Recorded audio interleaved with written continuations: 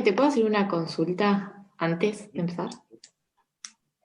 No se escucha, ¿eh? Sí, te escucho. Ah, sí se escucha.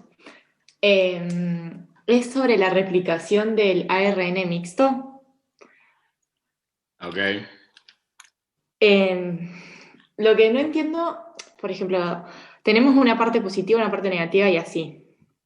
La parte positiva es la que me va a quedar para más ARN y más virus, y la negativa se va a hacer otro ARN que sea positivo y con eso se van a hacer las proteínas estructurales y no estructurales.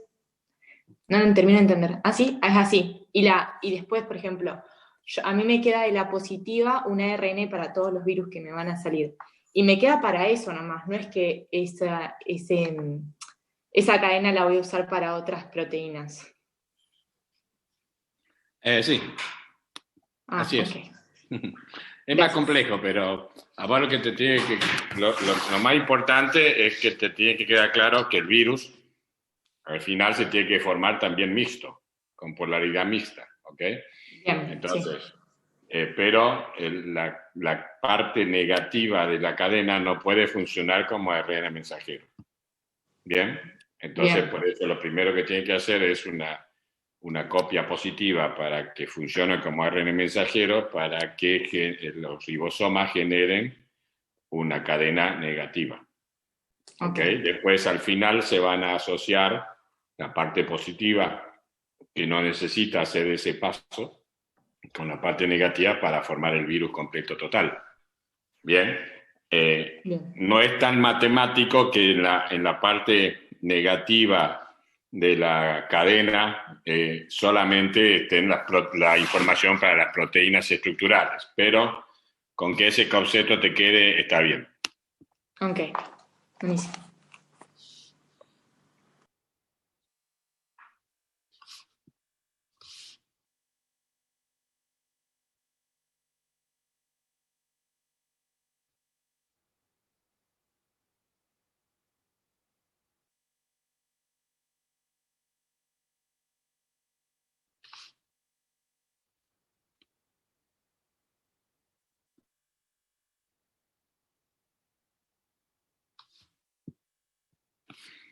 Bueno, ¿cómo están? ¿Qué pasa que hay varios que hoy no van a estar, alguien sabe? Los chicos, ¿alguien puede grabar la clase? ¿Quién es el que grababa la clase? ¿Sebastián? Creo que sí. Sebastián. Hola Andrés, ¿cómo andan? Hola Cami, ¿cómo estás? Podés grabar ahí Sí, ya abajo, porque sé, es yo el puedo grabarla, pero hospedaje. después no sé cómo compartirla. Ah, ¿Eh? Entonces, si alguien sabe grabarla y compartirla, Sebastián, este hizo la gran Bullrich, dejó la foto y se fue. Yo tengo una grabación así que hace así.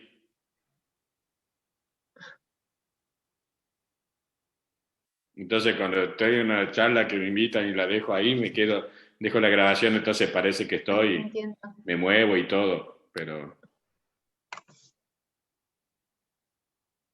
parece que es verdad lo de Sebastián. Bueno, ¿alguien más puede grabar la clase?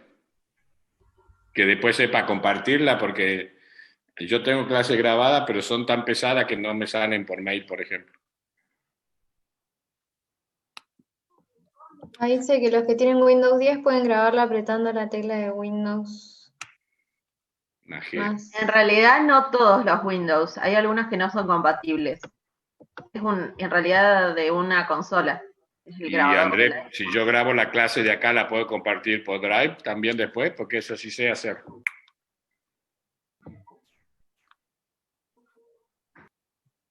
Y por Drive seguramente, pero no, Ok, no sé. bueno, la grabo.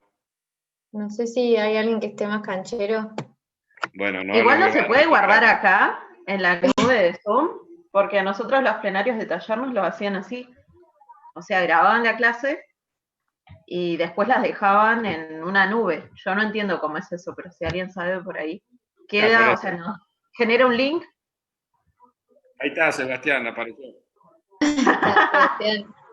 Sos el Sí, único te que estamos sabe de esto. ahí, parecía que estaba haciendo la gran Bullrich. Dejaste la foto y te fuiste. ¿Vos podés grabar la clase, Sebastián? Que los chicos acá quieren que la compartas. Yo tengo que dejar de grabar.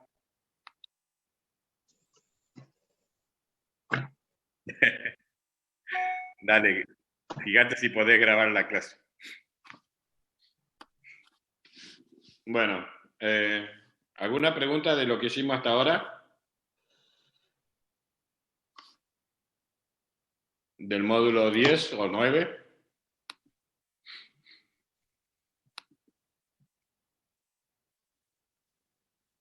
¿Se saben todo?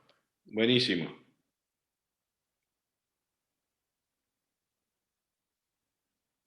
Hablamos de los mecanismos de defensa del web frente a las infecciones virales. ¿Cómo nos defendemos de las infecciones virales?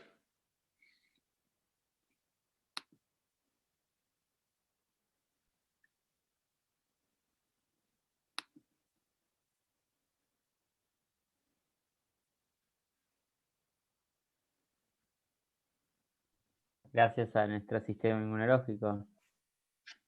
¿Perdón? Gracias al sistema inmunológico nos defendemos. Ok. Con una respuesta inmune inespecífica que se va a hacer a través de interferones y natural killer y una respuesta inmune específica. A ver, ustedes vieron que hablamos de cuál era la fisiopatología, puerta de entrada, bla, bla, bla, de las infecciones virales. Vayamos paso a paso, desde que entra el virus, cuáles serían los mecanismos de defensa, que me gusta más que hablar en teoría de los mecanismos de defensa naturalmente, ¿ok? Entonces, hablemos de alguna infección viral de puerta de entrada respiratoria con manifestaciones sistémicas, ¿ok? Por ejemplo, sarampión o varicela.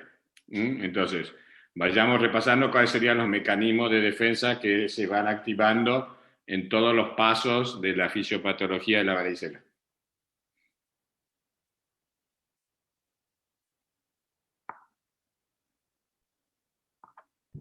¿Hacemos todo el caminito, profe? ¿Sí? Mecanismo de barrera, dice Brenda. ¿Qué quiere decir eso?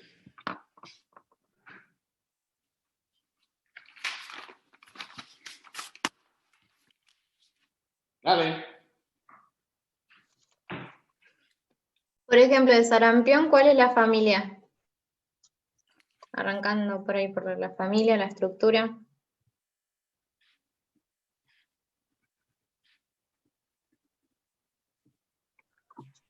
Acá, al final, ¿qué virus?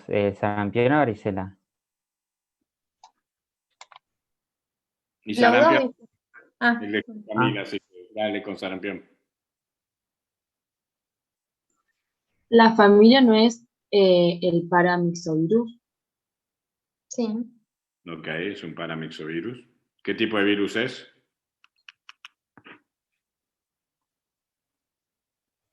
ARN monocatenario. ARN monocatenario. ¿Envuelto o desnudo?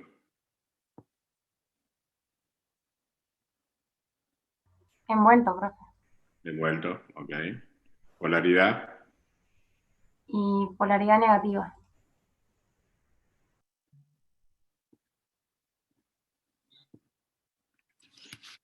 ¿Están todos seguros?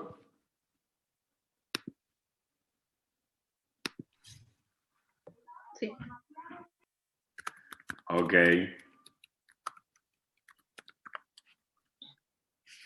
Bueno, ¿cuál sería el primer mecanismo? Ahí Brenda puso la barrera, mecanismo de barrera mucosa respiratoria.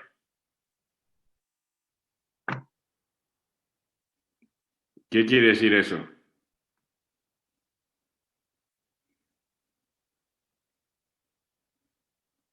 Que en un comienzo, por ejemplo, no sé si se referirá a eso, pero la barrera primaria, el vello, la temperatura, la forma que ingresa, como primera barrera de defensa, digamos, inespecífica.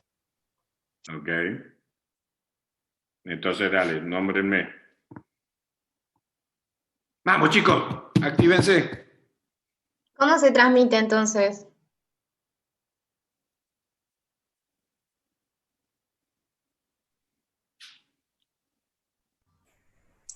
Vía respiratoria. Claro, es por las gotitas respiratorias se Entonces, inhalan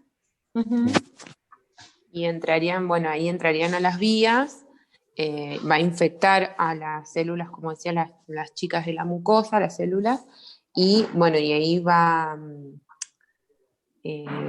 como hacia diseminación, si no me equivoco, sistémica y hace viremia en el sarampión. Yo quiero que Ya, me fui más adelante. hablemos de los mecanismos de defensa, ¿ok? Entonces entra por vía respiratoria. ¿Cuáles son los puntos de entrada del virus de sarampión?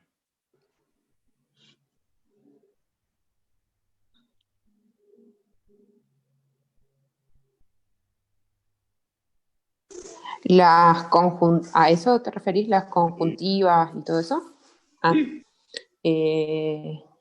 Y serían las células de la conjuntiva, las vías respiratorias, el aparato urinario,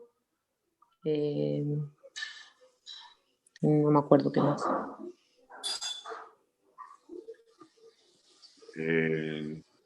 Bueno.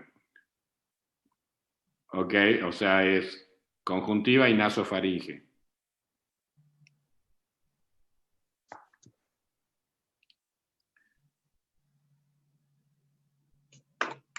A ver, chicos, necesito que participen, aunque digan macanas, ¿ok? No es nada fuera de que es de otro mundo de lo que estamos hablando, ya hemos hablado. Imaginen cosas y vayan poniéndolo en práctica, si no, no sirve esta clase, ¿ok?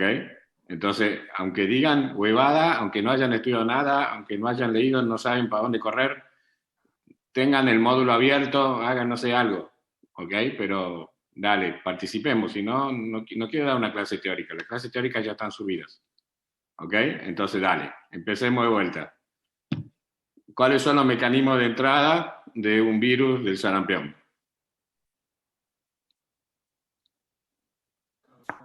Por las vías aéreas, por tos o estornudos, saliva, contacto con conjuntivales. Bueno, esa es la puerta de salida y entra por conjuntiva y nasofaringe. ¿Qué mecanismo de defensa podemos tener ahí? Los macrófagos alveolares y el barrido mucociliar.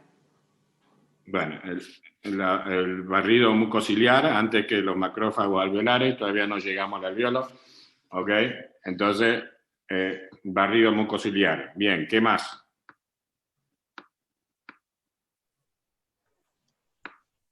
Puede ser inmunoglobulina A. Inmunoglobulina A, perfecto. ¿Ok? ¿Qué más?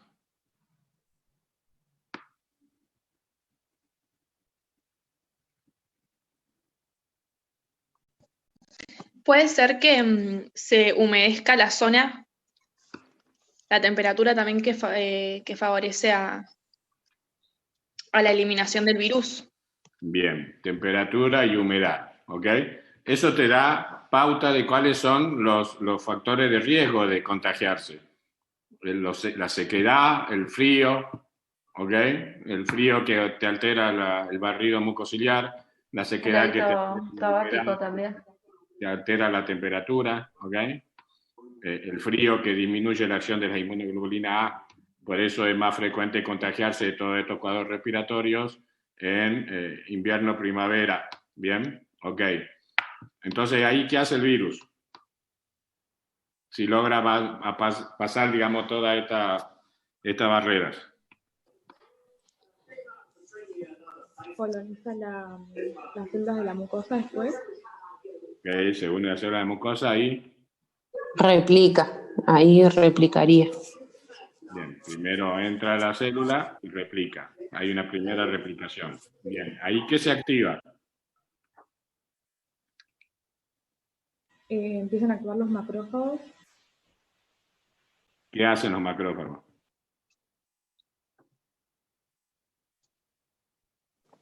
Puede ser que como los macrófagos son centinela del pulmón, o sea, ese tejido, los reconocen y empiezan a secretar citoquinas que atraen a neutrófilos y al área donde está el virus, digamos. Lo reconoce como extraño.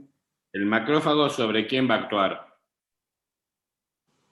Sobre la célula infectada. Sobre la célula infectada. ¿Y cómo reconoce a la célula infectada?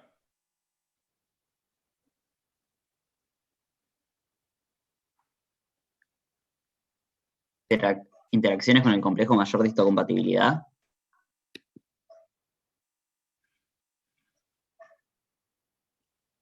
¿El macrófago reconoce a una célula infectada por el HLA?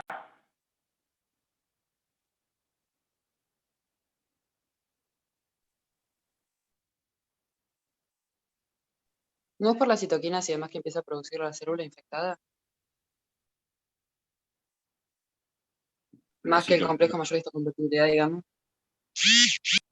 ¿Quién reconoce a una célula infectada por el complejo mayor de histocompatibilidad? Linfocitos. No. No sé, yo me la juego y diría que los macrófagos no. ¿Qué pasa con una célula infectada? El ¿Qué hace? ingreso del genoma vírico a la célula determina que una desrepresión de algunos genes que induce la secreción de interferón gamma. Y a partir de ahí se genera como un mecanismo de protección de las células parácrinas y eso genera también que se recluten natural killer. Y a partir de ahí se inicia la respuesta. Bueno, ahí me gusta un poco más. Vayamos viendo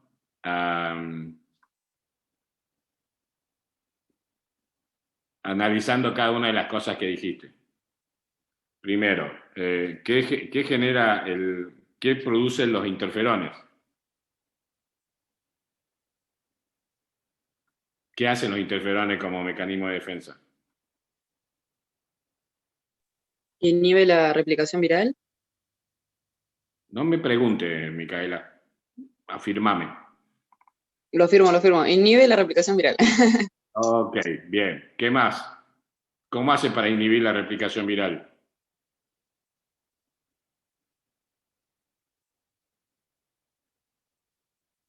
¿Por producción de enzimas?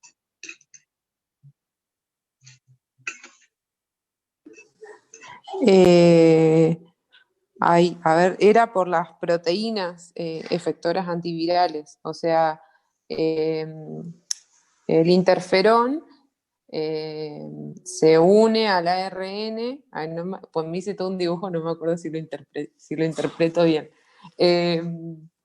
El ARN induce la formación de los interferones, se secretan al líquido, después se unen a las células infectadas, y ahí como se meten a la célula infectada, van al núcleo y ahí codifican a las proteínas efectoras antivirales. O dije cualquier cosa y todo el día. No, está bien. ¿Ok? Y otra de las cosas que hace tiene un efecto antiproliferativo, es decir, hace que la célula deje de producir cosas. ¿Bien? Por lo tanto, la frenan en la producción viral, que es lo que la célula que está infectada se dedica nada más que a formar virus nuevos, ¿de acuerdo? ¿Qué otra función tiene el interferón? También permite el aumento de expresión de moléculas HLA1, de tipo complejo mayor histocompatibilidad, para permitir la destrucción por linfocitos T citotóxicos, inhibe la de HLA2, o sea, reprime un poco la HLA2. Bien, ¿qué es lo que se presentan? ¿Por qué la destruyen en función de los HLA1?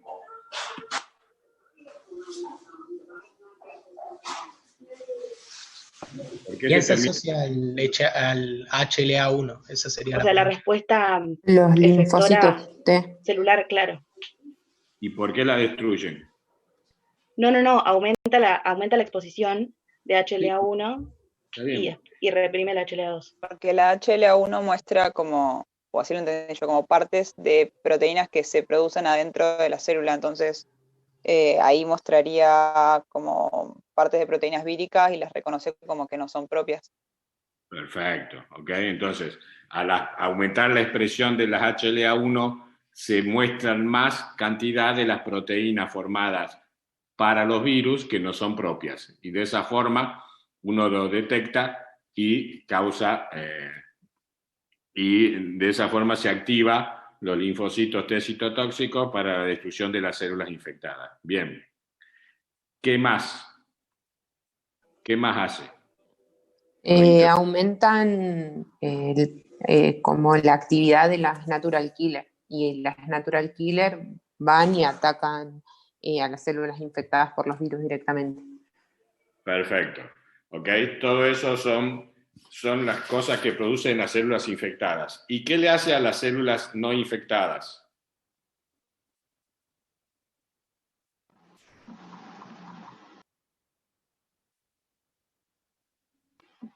Las deja como en un estado antiviral, Perfecto.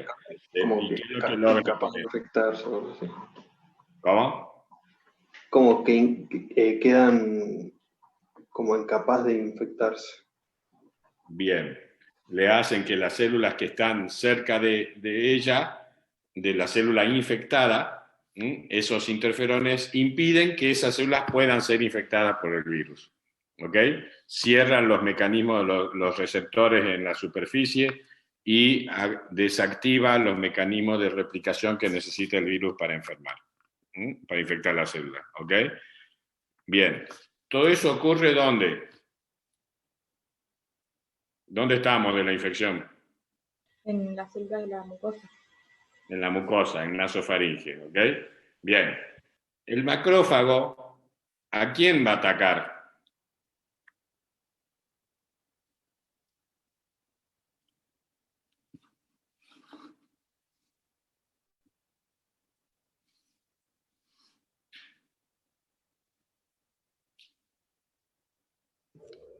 ¿No es a las células que estén opsonizadas?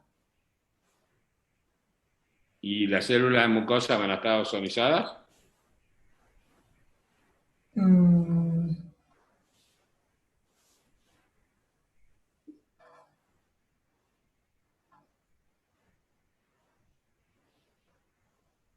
¿Quién ozoniza las células?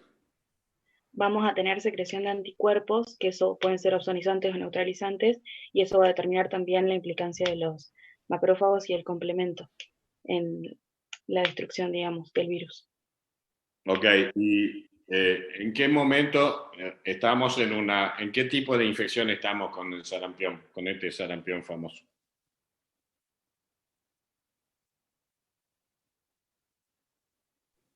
Profe, yo no entendí la pregunta. ¿Aguda? ¿Eso?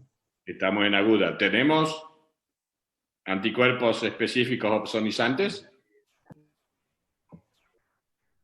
Técnicamente todavía no, porque además estamos hablando de algo local, no hizo todavía viremia ni nada por el estilo. Ok, entonces, ¿qué hace el macrófago ahí en fauces? ¿Qué puede hacer?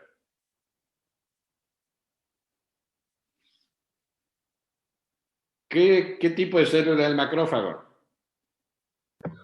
Presentador de antígeno. Bueno, y antes de presentar antígeno, ¿qué hace? Fagocita. Fagocita. ¿A quién va a fagocitar? Para presentar. Virus. Al virus. ¿Dónde está el virus? En las células infectadas. Todavía ¿La célula nada. infectada la puede reconocer? No, el micrófono no. Entonces, ¿qué tiene que esperar? ¿A que avance más? A que haya una viremia y ahí sí No, sean opsonizados. sigo en la mucosa. No tiene que esperar a que el interferón, digamos, comience a actuar y bueno, ahí se empiecen a presentar los HLA1 y presenten al antígeno, digamos, en la membrana. ¿Y ese antígeno lo va a reconocer el macrófago?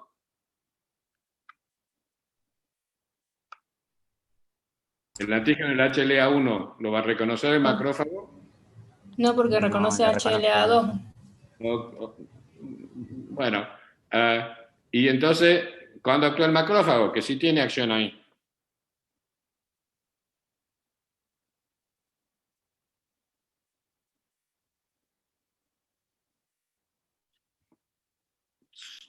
¿Qué fagocita el macrófago?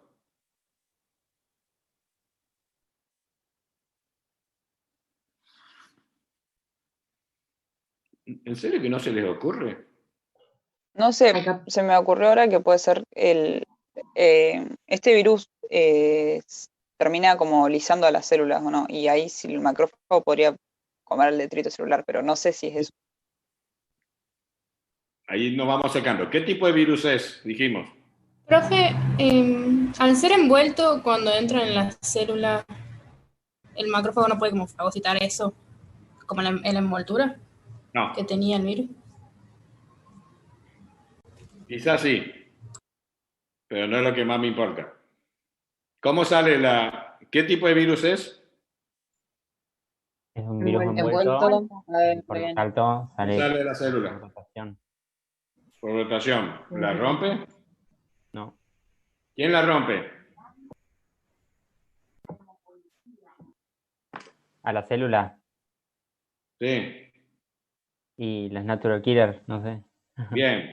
Ah. ¿Y qué sucede ahí? Cuando se rompe la célula. ¿Qué hay adentro de la célula? Sería la pregunta. Virus. ¿Dónde quedan? Sueltos. ¿Quién los encuentra? Los ¿Quién los encuentra? macrófagos. Los Macrófagos. ¿Qué pasa con el virus? Sale de la célula. ¿Quién lo encuentra?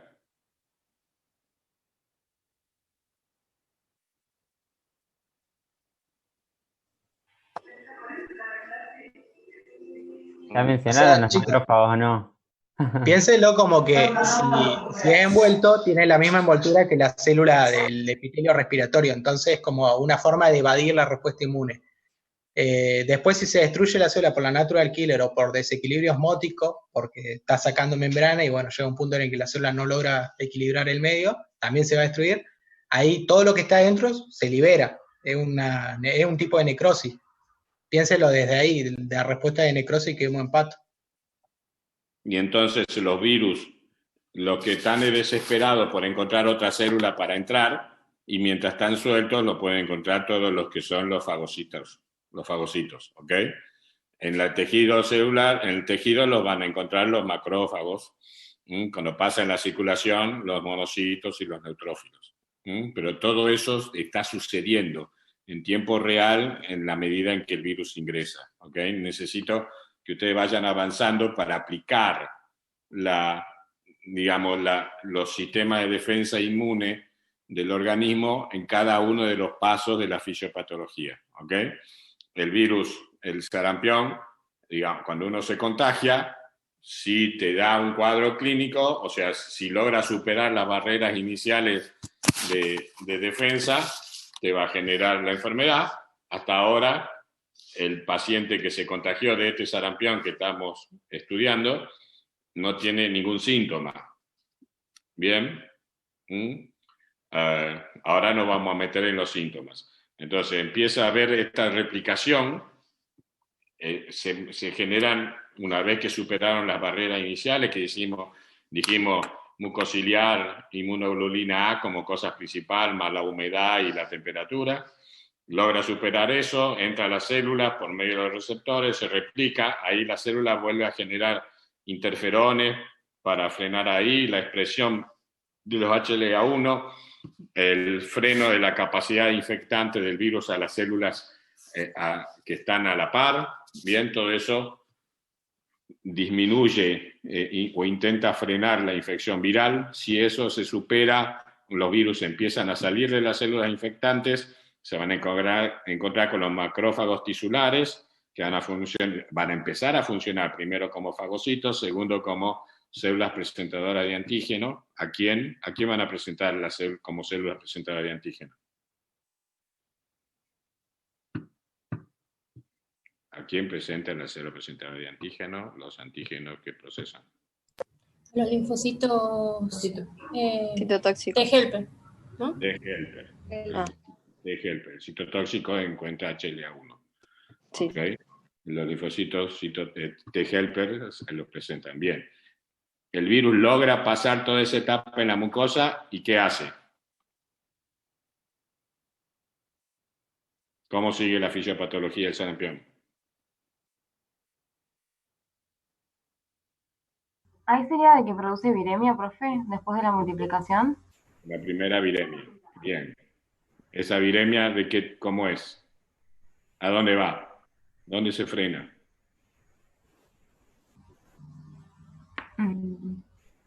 Como dijimos la otra clase, que se frena en el sistema retículo endotelial. Eso Bien, sería lo se mismo. frena en el sistema retículo endotelial. ¿Ahí qué sucede? De nuevo realiza todo el proceso para generar la segunda viremia. Bien. ¿Qué mecanismos de defensa se produjeron ahí? Distinto a lo que ya hablamos. O lo mismo. Ahí va a comenzar la producción de IgM, porque encontrarse con linfocitos B. ¿Con linfocitos? B. Perfecto, ok. Una de las cosas distintas que sucede es que se encuentra con los linfocitos B circulantes que tienen ¿qué? En su membrana. IgM, IgD. Ok, y producen ¿qué? IgM específica, ok. Hasta que el virus logra llegar al sistema retículo endotelial. Entonces ahí ya empezamos a tener producción de IgM. Bien, ¿con quién más se va a encontrar el virus en esa primera viremia?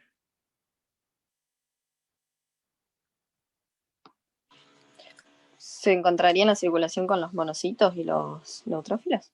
Con los monocitos y los neutrófilos, ¿ok? ¿Qué van a hacer los monocitos?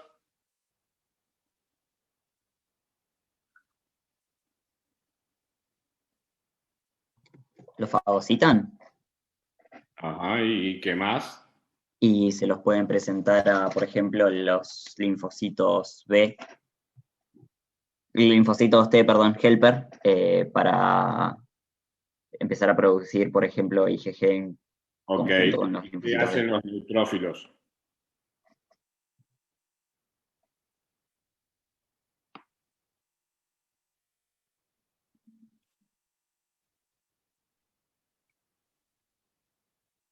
También los fagocitan y empiezan a producir citoquinas también para producir quimiotaxis, por ejemplo. Ok, y una vez que lo fagocitan, ¿qué lo hacen los neutrófilos a los virus?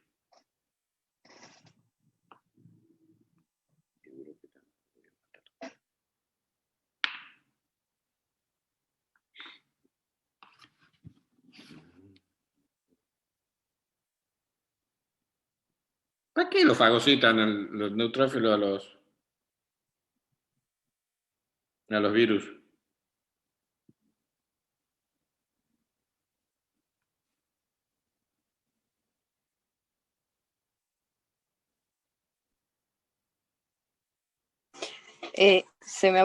Capaz tiro una burrada, pero los neutrófilos son granulocitos que en sus gránulos contienen como moléculas que pueden ser, o sea, que podrían, no sé cómo decirlo, destruir a los virus.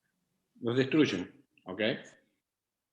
Se generan con los granulocitos, los unen a los granulocitos, los destruyen a los granulomas o a los lisosomas y los comen para matarlos, ¿ok? Esa es la función que tienen los fagosomas, los fagocitos, ¿bien? Bien, si llega al sistema retículo endotelial, ¿qué sucede ahí?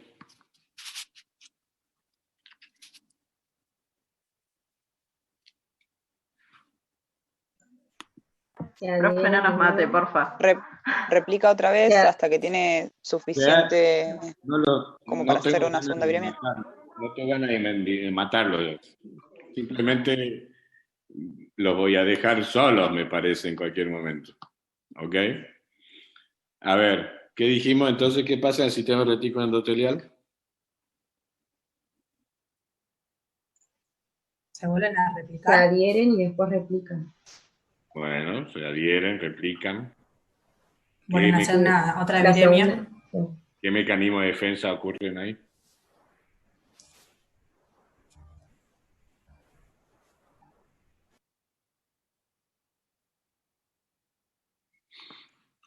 Interferón, Sí. ¿Qué más?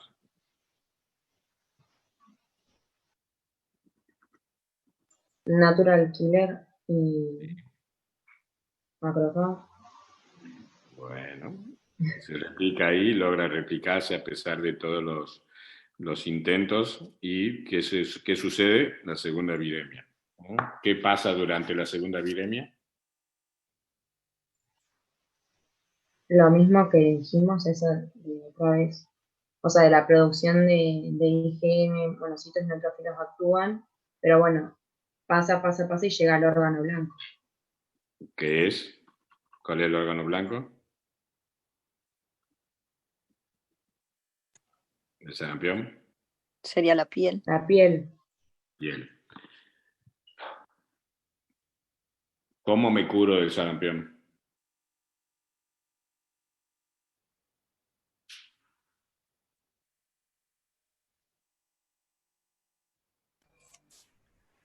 ¿La vacuna? ¿Para qué sirve la vacuna? La vacuna Para sirve tener para que no inmunidad. nos... O sea, debería ser previo a tener contacto con el virus Claro. en sí. Ok, entonces, ¿la vacuna para qué me sirve? ¿Para curarme? Para prevenir. Para prevenirlo. Ok. ¿Cómo me curo? Generando una respuesta inmune específica contra el virus. A ver, dame más datos. Por ejemplo, una vez que tiene contacto con los linfocitos T helper y se produce ese cambio de isótopo con los CLB, se empiezan a producir IgG específica contra el virus para poder neutralizarlo. Y además en conjunto con los neutrófilos y los monocitos que ya fuimos hablando de que destruyen las partículas virales que están dando vueltas en sangre. Ok, pero ¿dónde está el virus? ¿Dónde me causa enfermedad el virus? Profe, acá en el libro dice que no existe ningún tratamiento. ¿Puede ser? O sea que una vez que yo me agarro el sarampión, no me curo más. Profe. Sí. Se escucha perfecto. Porque tengo unos auriculares que no tienen micrófono y nunca sé si se escucha o no se escucha. No, que había leído en una parte del libro, que ahora no la podía encontrar, pero decía que que directamente las personas como que se recuperaban y directamente tenían inmunidad.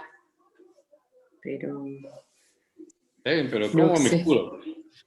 O sea, chicos, es como en bacteria. Y es que generás Ahí tantos entra- anticuerpos que en algún momento te frenan el virus. Ahí entrarían en No juego los sé. linfocitos T citotóxicos que generan la lisis celular de las células infectadas por los virus. Gracias a las citoquinas que producen los linfocitos T helper, justamente, entran en juego los CD8 y lisan las células infectadas. Perfecto. Entonces, la inmunidad que me cura de las infecciones virales, ¿quién es? La inmunidad celular. ¿Ok? ¿Qué actividad tiene la inmunidad humoral? La humoral es más como tratar de frenar la viremia y que se expanda más el virus. Pero ya que sobrepasa esa barrera, ya es sumamente todo celular. Porque La ya no- inmunidad Claro, es como que- humoral, los anticuerpos van a funcionar en la circulación, en el virus extracelular. Pero el virus ya está dentro de la célula, el anticuerpo no le puede hacer nada. ¿Se entiende? Ok, entonces la inmunidad celular es la que me va a terminar curando de la enfermedad, porque es la que va a actuar sobre las células infectadas para destruirlas antes de que se sigan produciendo virus. ¿Se entiende la diferencia? La inmunidad humoral me sirve en la infección aguda para disminuir el virus total que llegue al órgano blanco, gracias a la IgM, ¿ok? Y una vez que se superó la enfermedad, ¿para qué me sirve la inmunidad humoral? Para dejar memoria. Para quedar memoria. ¿Y qué logra la memoria? Evitas volver a tener la enfermedad, pero no puedes evitar igual como una infección.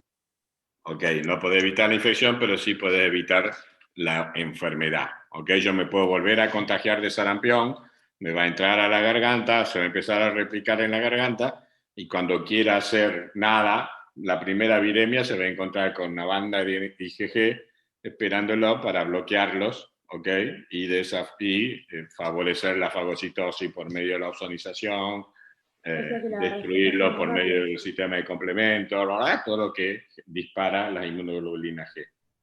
¿Ok? Bueno, ahora tenemos 5 minutos para hacer lo mismo con varicela. A ver, ¿cuál es la puerta de entrada de varicela? ¿Qué tipo de virus es varicela?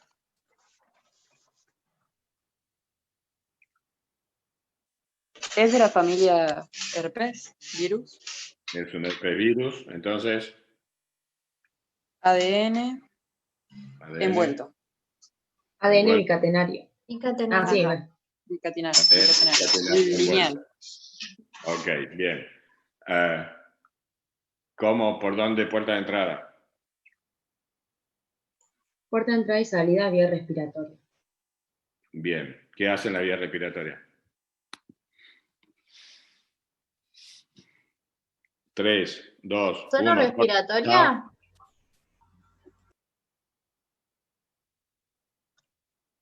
Chao, nos vemos el martes.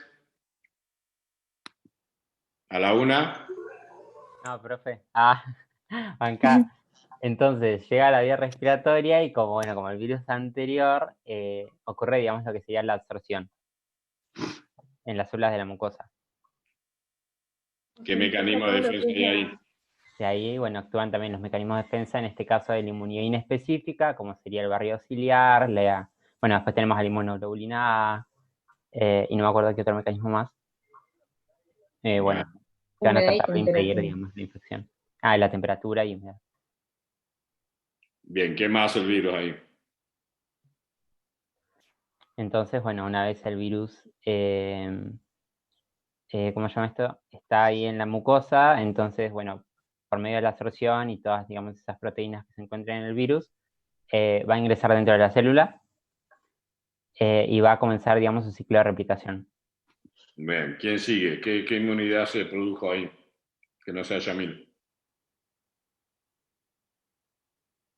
¿Qué tipo de ácido nucleico tiene? Perdón. ADN. ADN bicatenario. Bien, una vez que entró a la célula y empezó a replicar, ¿qué sucede en la parte inmunológica? La producción de los interferones. Producción de interferón, ¿qué más? El accionar de la natural killer después. Bien, ¿y qué hacían los interferones?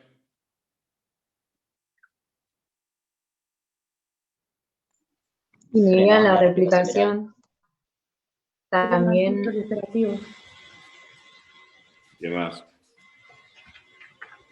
Estimulaban, los natural killer, también, digamos, la producción de HLA1, también, disminuyendo, digamos, la actividad de las HLA2, y creo que esas son todas. Y en la célula no infectada, nada, como que no dejaba que el virus pueda replicarse en esas células, como que les ponía en un estado antiviral. Bien, el virus logra pasar toda esa barrera, ¿y qué hace? Sale por brotación. Bien. Y ahí se encuentra, están los natural killer y los macrófagos también. Y y ahí hace viremia. O sea, cuando sale por rotación hace viremia, la primera viremia, y va a lo que sería el sistema reticular endotelial. Bueno, ¿con quién se encuentra en la viremia? Con los linfocitos B, monocitos neutrófilos. ¿Que van a producir qué los linfocitos B? La IgM. Que siga otra que no sea Eugenia. Y con los neutrófilos y los macrófagos, ¿qué hacen? ¿Monocitos? ¿Qué hacen? Los fagocitan, si son células fagocíticas. ¿Y para qué les sirve fagocitarlos? A los macrófagos para presentarlos y a los neutrófilos para destruirlos.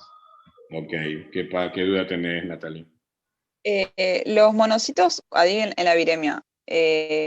Para detectarlo y fagocitarlos, ¿no tienen que estar primero marcados? O sea, ya sabemos que igual ya se cruzaban con los linfocitos B, pero si no están marcados, no los detectan, ¿o no? Sí, los detectan. Son antígenos extraños. Como antígenos extraños los detectan. Genial. ¿Okay? Son naturalmente, detectan naturalmente antígenos extraños circulantes. Con la ozonización es más fácil, la ozonización es mucho más necesaria en los microorganismos más grandes como la bacteria y los parásitos. ¿Ok? Pero el virus lo detecta muy fácil.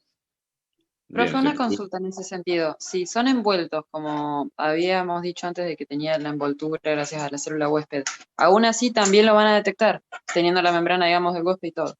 Ah, bien, gracias. Porque la membrana huésped está atravesada por espículas y por marcadores propios virales, que son los que utilizan justamente para poder unirse a las células que van a infectar. Claro, tiene, claro, los antirreceptores, digamos. No. Exacto. Bien. Entonces, bueno, la segunda viremia, los mismos mecanismos, hasta que llega a su sitio blanco de acción, que es la piel, se cura por la inmunidad celular, y la inmunidad humoral me sirve para disminuir la carga viral final y disminuir y evitar una reinfección. ¿Ok? ¿Para qué me sirve toda esta conocimiento de la inmunología en una aplicación médica? ¿Para qué se les ocurre a ustedes que puede servirle a ustedes? Porque si tenemos algún paciente que tenga inmunosupresión o inmunodepresión, también hay que ver qué tipo de inmunodepresión. Por ejemplo, si fuera solamente, no sé, esto ya lo estoy flasheando.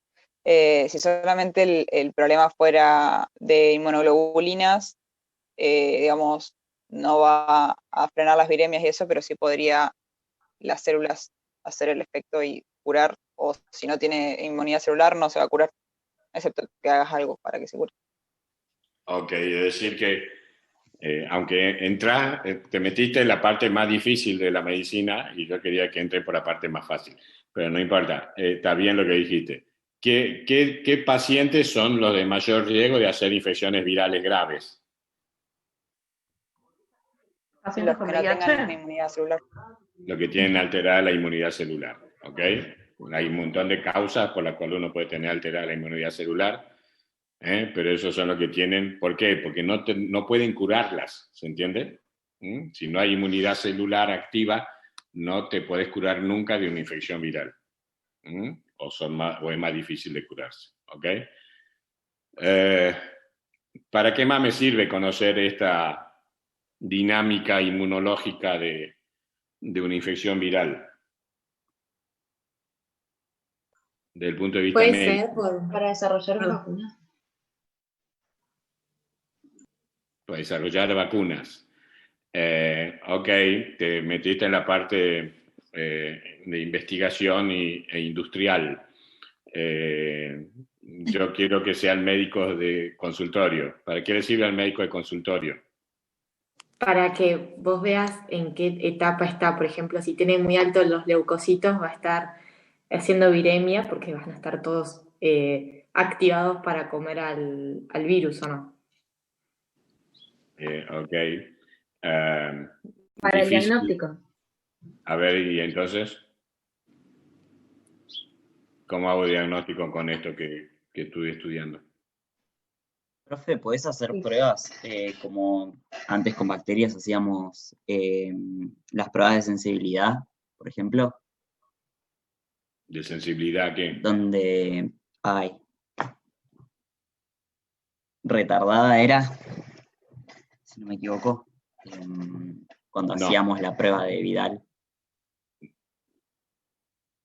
No, para. Por serología puede ser. ¿Y qué pasa con la serología? Banca, no sé, estoy reconfundido.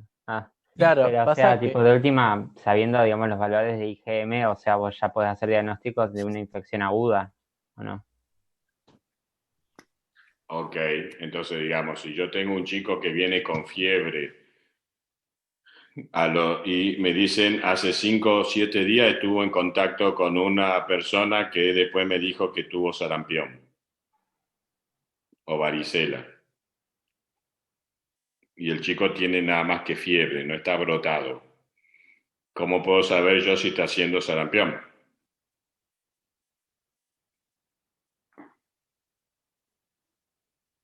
O sea, ¿qué cosa buscarían y dónde la buscarían? Sería la pregunta. ¿Podrías hacer un hemocultivo para darte cuenta? Los cultivos virales demoran 30 días. No, Ok. pero digo sacarte sangre. O sea, el cultivo viral no es una forma de diagnóstico de infección viral. Profe, no se utiliza solamente la serología y como decía Yamil, Pero en decime el qué caso. quiere decir que utilizo la serología, ¿cómo la utilizo? Claro, en el caso, por ejemplo, de si nosotros pedimos el recuento de IgM específica, vamos a estar en una etapa aguda, por ejemplo, de una infección de Bien, sarampión. entonces, a este chico que lleva 5 días con fiebre y hace 7 días estuvo en contacto con alguien con sarampión, ¿qué le pedís para saber si es sarampión? Ya lo dijiste, repetilo. Vos, Yamil, IgM, también. IgM específica. ¿Ok? ¿Por qué voy a encontrar IgM? ¿Por qué puedo llegar a encontrar IgM? Por el ciclo Porque que ya se vi- estuvimos hablando. Por No, el porque ciclo. hizo viremia. Perdón. Ahí No, porque está la hizo viremia primera. y hay anticuerpos que se generaron por los linfocitos B. Exactamente, ya con la primera viremia, los linfocitos B generaron anticuerpos, que generaron IgM. Entonces yo puedo pedir una IgM específica para sarampión, me da positivo y digo, sí, esto es un sarampión. ¿Ok? Profe, una consulta. Porque el periodo de contagio, por ejemplo, del sarampión es a partir del 5º día de la incubación. Es decir, desde que se realiza la primera viremia. En realidad, ¿desde dónde contagio yo sarampión? ¿Cómo se contagia por tos? ¿Hablando de varicela o yo me perdí mucho? Estamos entre las dos. Tos de estornudo. Ahora ya estoy cerrando, digamos, Entonces, yo contagio sarampión por la tos, por la gotita de flush y por la tos, ¿ok? ¿Y de qué depende que contagie sarampión? ¿De viremia? No, de la cantidad de Infección local que tiene. De la carga viral en fauces, ¿ok? Entonces, lo que marca la contagiosidad es la carga viral en fauces. Bien. Le hago una aclaración. Siempre que yo pregunto cómo hago diagnóstico en microbiología, son diagnósticos específicos, es decir, buscando, ya sea por mecanismo directo, la presencia o no de la gente, o partes de la gente, o por mecanismo indirecto, la respuesta serológica o de anticuerpos, ¿ok? Todo lo que es la otra cosa con la cual uno se acerca a diagnóstico, que son el número de leucocitos, el recuento leucocitario, la proteína C reactiva, eritrosedimentación, las enzimas hepáticas en caso de hepatitis, no me sirven para el diagnóstico microbiológico. ¿Okay? Entonces yo cuando le digo cómo hago diagnóstico de cualquier infección, usted me tiene que decir cómo hago para encontrar el bicho o lo que el bicho causa o la respuesta del organismo al bicho, ¿se entiende? Entonces no me hablen de recuento leucocitario, no me digan proceso inflamatorio, no me digan aumento de los neutrófilos, eso no sirve para hacer un diagnóstico microbiológico, ¿se entiende? Ok, bueno. Entonces, estructuralmente los virus presentan ácido nucleico, ya sea ADN o ARN, entonces en base a eso también pueden pensar un tipo de diagnóstico directo. Y bueno, eso díganlo ustedes. Perdón, me cortó unos minutos. ¿Cuál fue la última pregunta? ¿Cómo hago diagnóstico de una infección viral en una etapa aguda, digamos? ¿Y ya dijeron PCR? Y eso es lo que quería Agustín que dijeran, claro. Bien. Perdón. La PCR es otra forma de diagnóstico. Ojo, ¿qué necesitas para hacer una PCR de una infección viral? Una muestra células. Como usan ahora para el coronavirus. Bien, ¿y qué necesitas? El hisopado es la técnica con la que lo obtengo. ¿Qué es lo que necesitas? La muestra. La muestra. Nasofaringea. ¿Qué? La muestra nasofaringea. Una muestra que tenga virus, o sea, que esté infectado. Pero necesitas Las saber la células. secuencia específica que vas a buscar. O sea, necesitas saber qué secuencia vas a amplificar, digamos. ¿Y Sobre qué qué secuencia vas a necesitas hacer. entonces en esa muestra? ¿Que haya qué? Células. Virus. Células. Genoma. O Células. ARN. Células infectadas. Y sí, porque ¿Ok? si no, no se podría replicar. Si por sí solo el virus en ese caso no se replica. Porque el virus va a estar en cantidad suficiente dentro de las células para que yo lo pueda encontrar. ¿Ok? Entonces, ojo la pregunta que les voy a hacer ahora. ¿Cómo hago diagnóstico? ¿De dónde obtengo la muestra para hacer diagnóstico por PCR de un sarampión? ¿De la piel?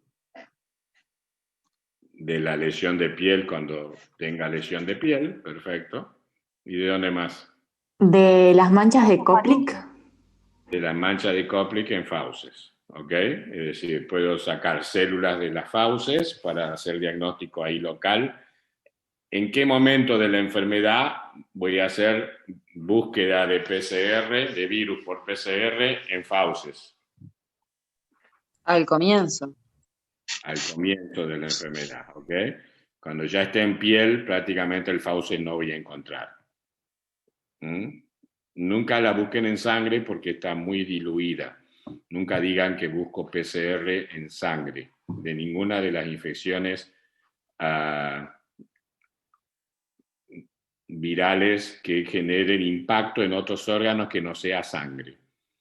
Bien, yo voy a hacer búsqueda por PCR en aquellas viremias persistentes, HIV, hepatitis B, citomegalovirus, Epstein-Barr, todas esas puedo hacer diagnóstico por búsqueda de PCR en sangre. Bien, pero no en las que hacen impacto en piel porque la pasada por sangre es bastante fugaz. ¿De acuerdo? Entonces, siempre que ustedes digan PCR, piensen de dónde van a obtener la muestra para buscarlo, ¿de acuerdo? ¿Para qué me sirve hacer un diagnóstico de una infección viral?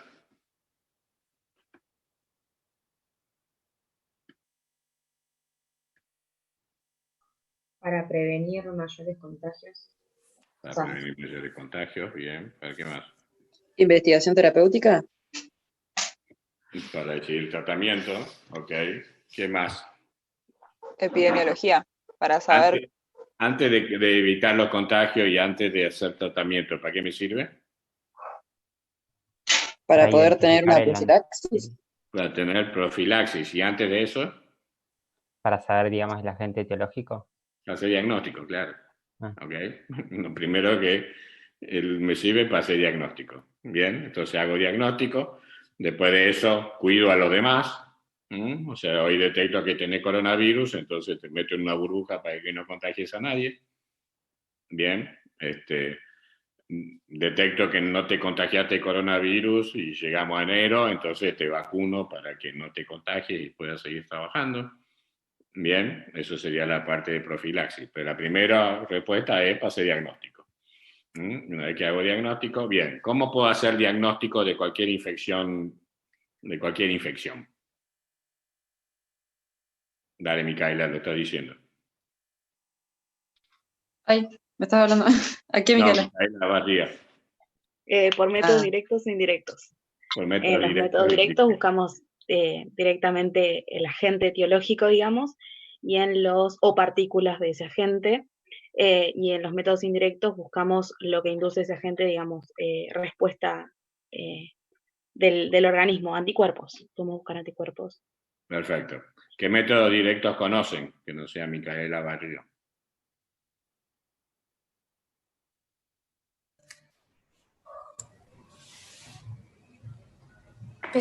No sé si es un método o el PAP no es un método, ¿no? Es una forma. Es una toma de muestra, exacto. Una muestra. Métodos directos pueden ser ELISA, IFD. No, esos son eso técnicas inmunológicas, no es un método directo. ¿Qué busco con método directo? Y un El cultivo antígeno. también puede ser. El virus. Grupo antígeno, ¿por medio de qué? Claro. ¿Por medio de qué técnica? Ahí sí sería puede por ser ELISA hisopado. o IFE. No, el hisopado es una toma de muestra. Ah, ¿Qué técnica uso para buscar antígeno? Elisa, ELISA, por ejemplo. ¿Y dónde puedo hacer diagnóstico viral buscando antígeno por ELISA? ¿Qué ejemplo pueden darme?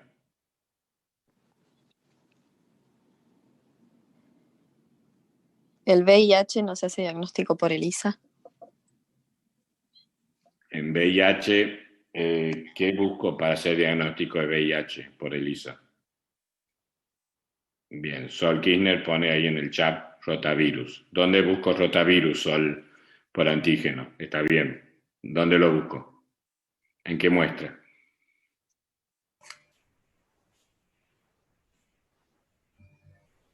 En materia fecal, ¿ok? Por ejemplo, un diagnóstico de rotavirus en materia fecal ya se busca de antígenos por ELISA, ¿ok?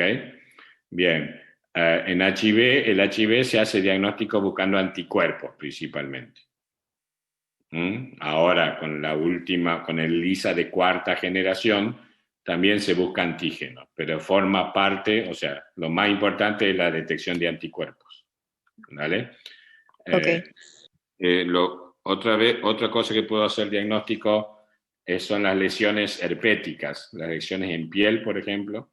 Uno puede hacer el raspado de las lesiones y búsqueda de antígenos de herpes 1, tipo 1, herpes tipo 2, herpes 8 o 6, o incluso varicela zoster si tenés dudas.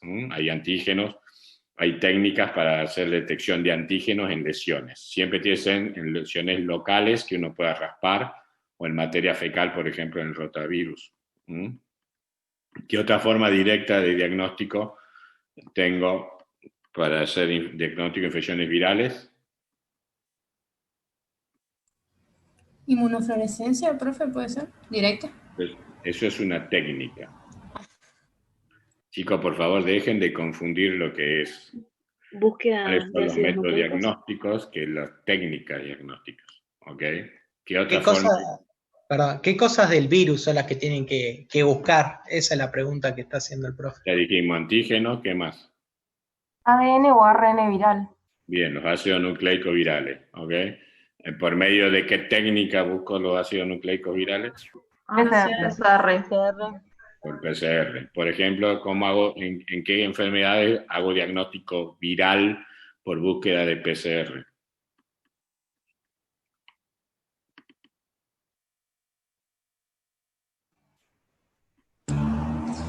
En el poliovirus, puede ser. Herpes simples, parotiditis. Coronavirus. varicela también. Ok, bien. En coronavirus hago PCR del hisopado nasofaringio.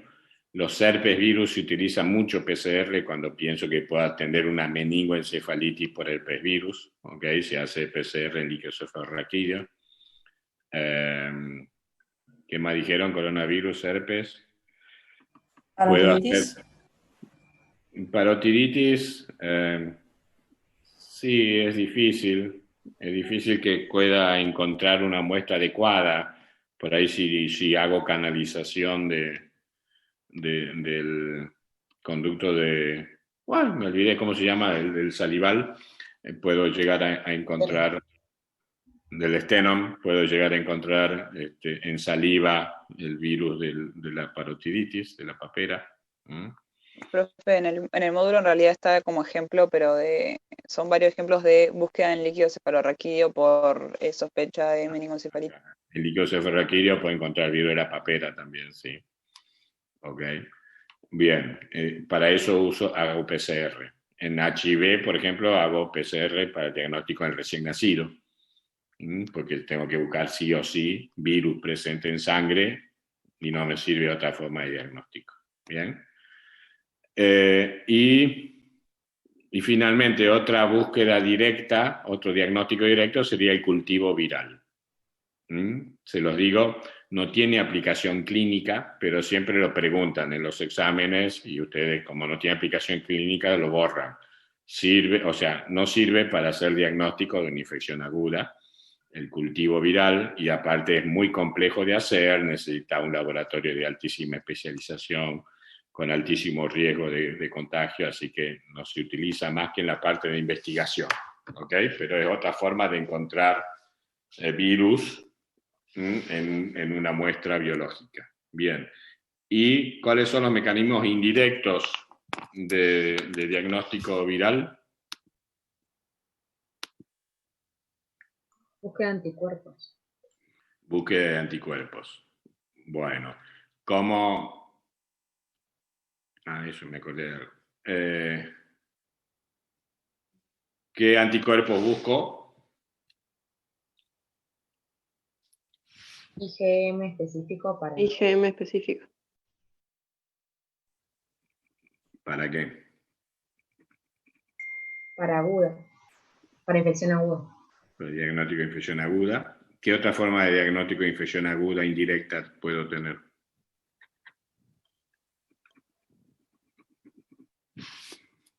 Par serológico. El par serológico, perfecto, ¿ok? Esas son las formas indirectas de diagnóstico.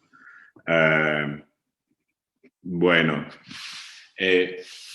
me acabo de acordar, ¿en qué otra muestra puedo hacer diagnóstico directo de infecciones virales? Le cambio la pregunta, así se entiende más. ¿Cómo hago diagnóstico de las infecciones virales respiratorias? Virus sincicial respiratorio, adenovirus, influenza, parainfluenza 1, 2, 3, metaneumovirus. ¿Técnica, profe? No, ¿qué busco y qué técnica? Sí, las dos cosas. La técnica puede ser el IFD. Perfecto. ¿Qué quiere decir IFD? Inmunofluorescencia directa. Ok, inmunofluorescencia directa. ¿Y qué busco? Los antígenos virales. Antígenos virales. ¿En qué muestra? ¿Hisopado? Hisopado o aspirado nasofaríngeo. Aspirado. Okay. Es más común hacerlo porque en realidad hacemos diagnóstico en chicos chiquitos, que son menores de 2 años, es donde es más importante hacer diagnóstico de infecciones respiratorias virales, y ahí se usa aspirado nasofaríngeo porque el chico no se banca los hisopados profundos que se necesitan para hacer diagnóstico de infección. Ok, Luba, sí, creo que está grabando. Espero que esté grabando. Es Santiago. Bueno, ¿qué más? Era Seba, profe. Seba, no Santiago. Le cambié el nombre. Para esto grabás, Seba, para esto. Perdón, Seba. Así, mirá. Igual yo le cambio el nombre a todo, no se haga problema. Es un déficit mío. Después ya, y aparte de ustedes tan complicado porque como no los veo en la vida real, me cuesta horrores acordarme de todos. Todavía yo paso así por las que están presentes y digo, uy, ¿quién será este? Y a veces me pongo a ver y como no todos tienen cámara, ni siquiera le veo la cara, así que no se enojen si me cruzo en la calle con ustedes y ni bola le doy. Bueno, ok, entonces ya tenemos, sí. También puede ser por microscopía electrónica, que se busca directamente la partícula del virus. También puede ser por microscopía electrónica. No tiene ninguna aplicación práctica desde el punto de vista médico. Primero, porque es muy difícil encontrar un virus en microscopía electrónica. Segundo, porque no hay microscopio electrónico. Así que no tiene mucha aplicación. Se utiliza más que nada en investigación y en investigación y punto. Pero sí, es otra forma de encontrar. ¿Y de qué otra forma? Bueno, ¿y cómo se llama la búsqueda de ácidos nucleicos? ¿Por medio de qué técnica se hace búsqueda de ácidos nucleicos en tejidos? Por ejemplo, para búsqueda de HPV en cuello de útero.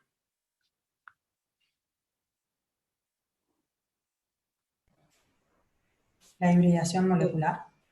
La hibridación in situ y la hibridación molecular. ¿Ok? Bueno. Para terminar el módulo, ¿cuál es la profilaxis cómo hago profilaxis o prevención de infecciones virales? Vacuna. La vacuna. ¿Qué vacunas contra virus conocen?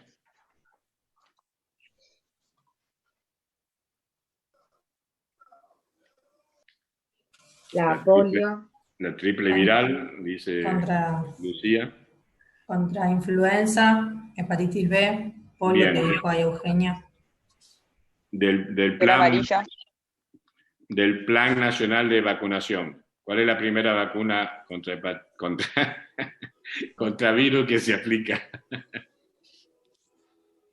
La de la hepatitis B. La de la hepatitis B. ¿Cómo está conformada esa vacuna? ¿Es la única que es de ingeniería genética o no? Es de ingeniería genética, no sé si es la única. ¿Y y qué tiene? O de las del plan, por lo menos creo que es la única del plan. ¿Cómo está formada sería? El antígeno de superficie. Bien, el antígeno de superficie. De manera que el chico produce anticuerpos contra el antígeno de superficie y ¿qué tipo de anticuerpos necesitamos que se produzcan para que una vacuna sea efectiva? IgG. Sí, IgG, pero dentro de la IgG, ¿cómo tienen que ser? Específicos. ¿Y qué más?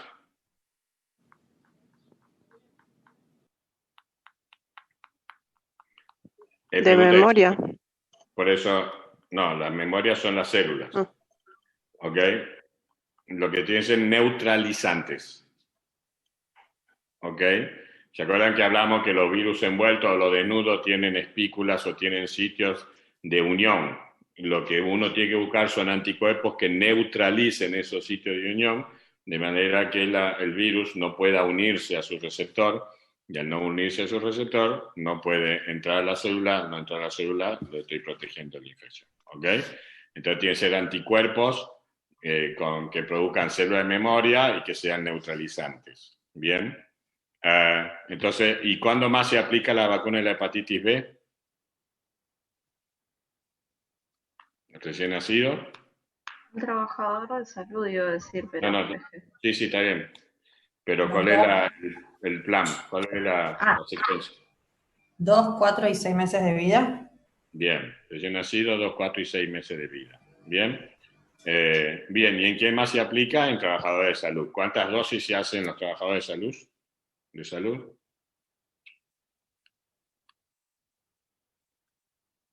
En adultos se hacen 3 dosis, las primeras 2 separadas por un mes y la última a 6 meses. Perfecto, bien. Profe, en ese caso, si no estuvieron vacunados de chicos, o se vuelve a hacer igual en trabajadores de la salud con 3 dosis de adulto. Si no estuvieran vacunados de chicos. Lo que podés llegar a hacer, si tenés duda, es medición del nivel de anticuerpos circulantes y de acuerdo a eso podés hacer una dosis más. Pero, Okay. por ejemplo, nosotros que supuestamente estaríamos todos vacunados, a la hora de entrar a trabajar no nos tenemos que volver a vacunar. No. Ok. ¿Cuál es la segunda vacuna para viral que se aplica en el plan? ¿Polio? Polio. ¿Qué vacuna se hace? ¿Qué vacuna de polio conocen? La Salk y la Sabin. Bien. ¿Qué diferencia hay entre una y otra?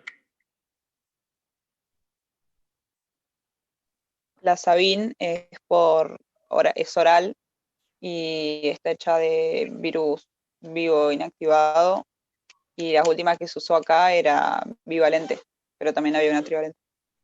Ok, tened cuidado que son virus vivos Atenuado. atenuados, no inactivados. ¿Ok? Si está inactivado, no está vivo. Entonces son virus vivos atenuados y es bivalente, es decir, que tiene, ¿qué virus tiene? El 1 y el 3. ¿Y por qué no tiene el 2? Porque se registraron muchos casos de parálisis por vacuna tipo 2 de... ¿No la sacaron por eso? Profe, ¿le puedo hacer una consulta? Cuando hablamos de virus, que hablamos de que no son microorganismos que tienen vida, digamos, por sí solos. Hablar de virus inactivos y hablar de virus muertos, ¿sería lo mismo? O sea, ¿está bien decir virus muertos? Entre vos y yo sí, pero científicamente los virus no se mueren porque no viven. Entonces Claro. por eso se habla de virus inactivados. O sea que me surgió la duda viendo las vacunas que estábamos hablando ahora, que habla de virus inactivos y después habla de suspensión de virus muertos. Entonces no sabía si era lo mismo, siendo que no son vivos. Sí, es lo mismo. Ok, genial. Bien, entonces, Natalie, casi te salvo el gong, pero volviste. ¿Por qué se sacó el serotipo 2 de la Sabin?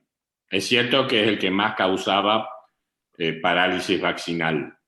Tiene una capacidad mayor que el 1 y el 3 de recuperar virulencia y causar una parálisis culpa de la vacuna. Bien, Lucía Antonella dice, porque se erradicó. O sea, no existe más virus de serotipo 2 en el mundo. En ningún lugar del mundo existe más el polio 2. Así que no hace falta que vacunemos a nadie contra el polio 2 porque no hay, igual que la viruela. No existe más en el mundo, por eso se sacó. Bien, ¿y qué vacuna se aplica primero, la Salk o la Sabin?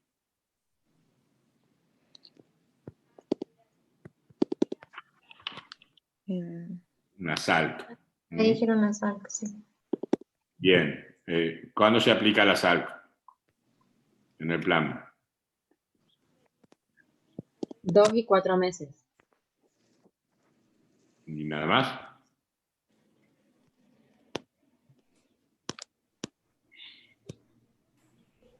Y un refuerzo a los 6-5 años.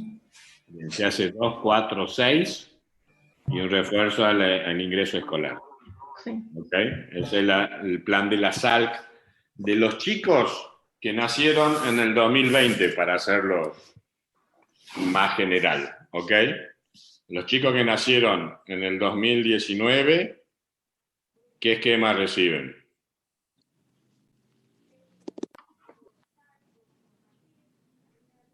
Desgraciadamente están en el año en que te tienen que saber los dos esquemas. O sea, ¿nos pueden tomar los dos si tienen ganas? Totalmente. Ay, cuánta maldad. Bueno, el viejo, que sería el hasta el 2019, era a los 2, a los 4 meses, era la Salk, la Sabin era a los 6 meses, y después tenía 2 refuerzos, que era entre los 15 y los 18 meses, y después la otra entre los 5 y los 6 años. Perfecto. Bien. ¿Cuál es la diferencia entre Sabin y Salk? Aparte, ya sé que uno está con virus vivos atenuados, la Sabin, y la Salk por virus inactivados. Que una es oral. Es oral y la Salk es parenteral. Claro. ¿Y cuál es la ventaja de la Sabin sobre la Salk? O sea, ¿qué tipo de protección dan?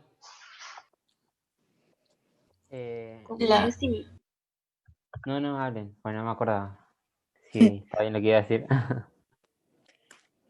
La Salk, según el módulo, como son virus inactivos o muertos, no genera como replicación, que es a diferencia de la Sabin. Pero se colocan de manera diferente, ¿no? No, ¿No era que había una, creo que no protegía contra a nivel intestinal, puede ser? La inmunidad de las mucosas. Perfecto. No me La acuerdo. Sabin, todos dijeron una partecita de verdad. La Sabin, como se aplica por vía oral y genera, al estar atenuado, replicación en el aparato intestinal, genera un buen nivel de IgA, inmunidad de mucosas, y te deja memoria de inmunidad de mucosas. Entonces, yo, digamos, si me contagio de polio, la IgA es la primera, la que va a funcionar frenándola, ¿ok? La SALC, al ser parenteral, genera alto nivel de IgG y me va a proteger de la enfermedad.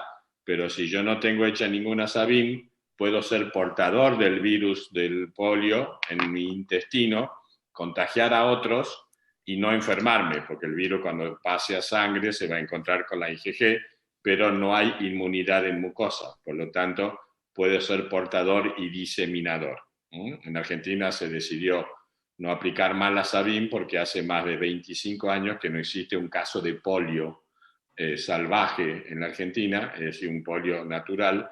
Por lo tanto, se asume que no hay ninguna chance de que nadie, dentro de 2 años, que van a ser los chicos que no van a recibir nunca Sabin, esté circulando virus en su intestino. ¿Ok? Así que por eso se saca la Sabin del plan. Acuérdense que solamente hay polio hoy, por suerte, en el mundo, solamente hay en Pakistán y Afganistán. Ni siquiera en África hay países ya con polio. Así que estamos a punto de poder erradicarlo al polio como enfermedad del mundo. Bien. Ok. ¿Qué otra vacuna antiviral sigue en el plan?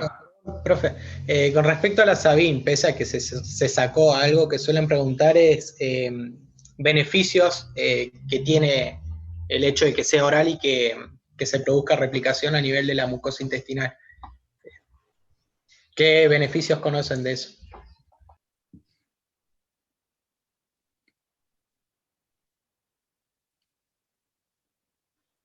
¿Beneficios de que sea oral y qué más? O sea, diferencias entre Sabin y sal. Y la... Eso se le van a preguntar. Ah, pero es el cuadrito que tenemos ahí en el módulo. Sería en realidad las ventajas y las desventajas. Bueno, entonces respóndanse. Ay, bueno. Díganselo a Hugo, por fin. Sí, ese cuadrito, o sea, está bueno que lo sepan. Pero díganlo si pueden. Ventaja de la Sabin, bueno, como dijimos, entonces la inmunidad de las mucosas, después una respuesta humoral, que persiste la inmunidad, infección de contactos, dice acá. Y bueno, y después las desventajas de la Sabin es el riesgo de reversión a la virulencia, interferencia con otros virus y se inactiva fácilmente, porque se conserva cadena de... Profe, yo tengo una pregunta sobre las desventajas. También puede ser que, como está inactivado, por así decirlo, y es por oral, puede ser que contagies con la vacuna, por ejemplo, a alguien inmunodeprimido. O sea, no está inactivado, ojo, está atenuado.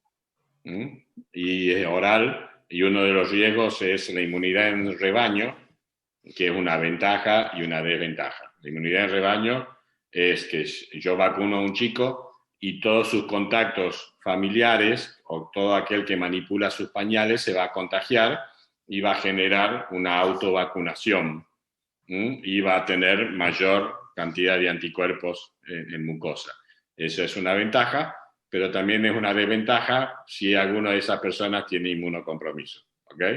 Entonces se puede contagiar y hacer una poliomielitis vaccinal, aquella persona, por ejemplo, con un HIV profundo o un SIDA, que se contagie de un bebé